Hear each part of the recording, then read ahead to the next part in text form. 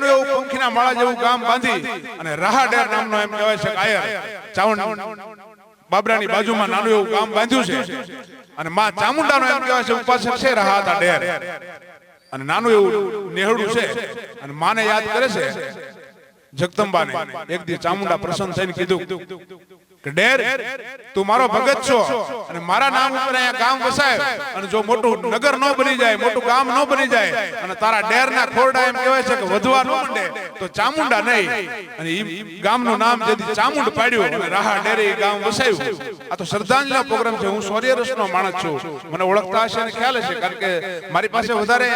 આ નવરસ છે એની અંદર હાસ્યરસ હોય કરુણ રસ હોય વીર રસ હોય શૌર્ય રસ હોય શિંગાર રસ હોય એમાં હું ખાસ કરીને શૌર્ય રસની વાત કરવા વાળો માણસ છું પણ રાહતા ડેરની પછી એમ કહેવાય છે કે ચામુંડ ગામ વસાયું અને ધીરે ધીરે કરતા ડેરના ખોરડા 1 થી 5 5 થી 10 10 થી 50 50 થી 150 એમ કરતા આખું ગામ એમ કહેવાય છે કે વસવા માંડ્યું અને મોટું ચામુંડ ગામ બની ગયું અને અહીંયા રાહતાની ઉંમર થઈ ગઈ છે માં ચામુંડાના મઢમાં એમ કહેવાય છે માંડ કરીને પૂજા કરીએ કે છે ધગ ધગ નહીં તેજ દેહ જબ ડગ પગ પગ મગ મગ અલગ પરગ ચક ચક મુક દંત બચન ચક થક પગ અને જમ અનુચર લગ ભગ જગરમ ભગવત બજ સુબગનર જગ પર પિંગલ સુયસ અસલ પસરે તજ ખટપટ તજમન કાળ નફટ જીર જપટ કરે માથે કાળ નફટ જીર જપટ કરે ધગ ધગ નહીં તેજ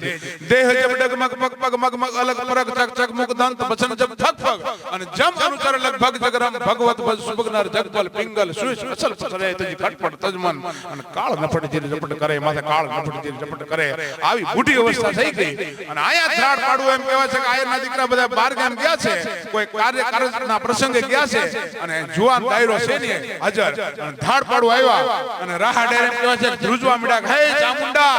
આજ મારી બુઢી ઉંમરે મારે જોવું પડશે ચામુંડ ભંગા હે અને માં તારા નામ ઉપર ગામનું નામ પાડ્યું હોય ચામુંડ અને મારી આ જાતિ અવસ્થાએ મારે જોવું પડે કે ચામુંડ ગામ ભંગાણું તો માં તારું નામ લાજે ત્યાં તો થર થર ધ્રુજવા મળી મૂર્તિ મઢની માલપા અને હોકારો દીધો કે રાહા ડેર આપદો થા તારી પાસે ભવાની તલવાર પડી છે અને આયરનો દીકરો થઈને તું એમ કહેવાય છે કે ફીફા ખાંડ છો કે માં હું ખાટલામાંથી ઊભો નથી થઈ શકતો મારી વૃદ્ધ દશા થઈ ગઈ છે ગડપણે મને ઘેરી લીધો છે પણ કે હું ચામુંડા હાકલો કરું જો બે હાથમાં તલવારો લઈને રાહો ડેર નીકળી જાય અને દુશ્મનોના ભૂકા ન કાઢી નાખે લોટકો ગુંબાર ચાકડા ઉપરથી પિંડો જે ઉતારે માટીનો એમ જો દુશ્મનના માથા ન ઉતારી લે તો હું ચામુંડા નહીં ઘડી પલની વારમાં એમ કહે કે રાહા ડેરને જુવાની રૂવાડે આવી ગઈ છે અને ચામુંડાએ હાકલો દીધો કે જો કાળી ધાબળી ઓઢી જો કોઈ હાથમાં હાંબેલું લઈ અને ડોશી તારી મોર 10 ડગલા હાલે તો સમજી લેજે ચામુંડા તારી ભેરે છે એમ અને 10 ડગલા ચામુંડા એમ કહેવાય છે મોર થઈ અને હાથમાં હાંબેલું માથે કાળી લોબડી રહી ગઈ છે ચામુંડાને અને આયા બુઢી ઉંમરનો રાહા ડેર નામનો આયર છે એમ કહેવાય છે તરવાર હાથમાં લીધી પણ ત્યાં તો આ દેશ લોટાઈ જા રાહ કાળ લઈ પડે ગડહડ બે દુશ્મનોના નગારા છલકતા ગામડા